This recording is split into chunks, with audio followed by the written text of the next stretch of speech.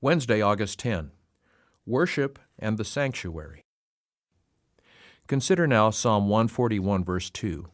Let my prayer be set forth before thee as incense, and the lifting up of my hands as the evening sacrifice. The entire Old Testament sanctuary service centered around the concept of sacrifice. The sacrificial system was intended to point to the death of Jesus on behalf of all humanity. It was to show the futility of our own works to save us. It was to show that the cost of sin was the life of an innocent victim. It was to show that the Lord had a plan whereby sinners could be forgiven, cleansed, and accepted by the Lord through His grace. It is no wonder, then, that many of the Psalms, so central to Israel's worship, would use images and examples from the sanctuary service. What sacred truths can we draw from this earthly and temporary system about the work of Jesus on our behalf?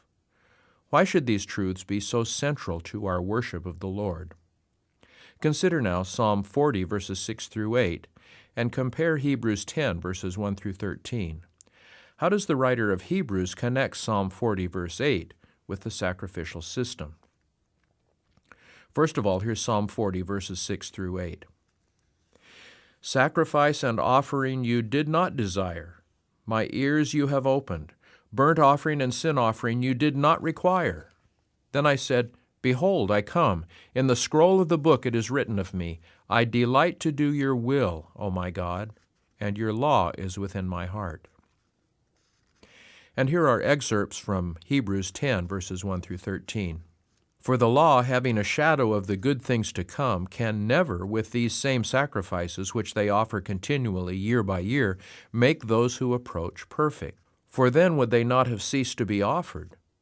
For the worshippers, once purified, would have had no more consciousness of their sins. But in those sacrifices there is a reminder of sins every year. For it is not possible that the blood of bulls and goats could take away sins. Therefore, when he came into the world, he said, Sacrifice and offering you did not desire, but a body you have prepared for me. In burnt offerings and sacrifices for sin you had no pleasure. Then I said, Behold, I have come.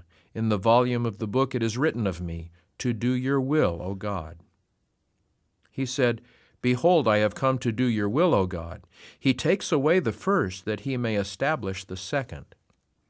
Every priest stands ministering daily and offering repeatedly the same sacrifices, which can never take away sins.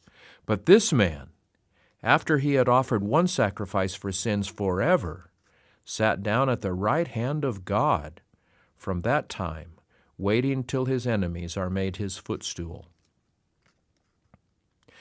The author's point is that it is through Christ, not through the death of animals, that we have salvation. Only through Christ is there true forgiveness of sin.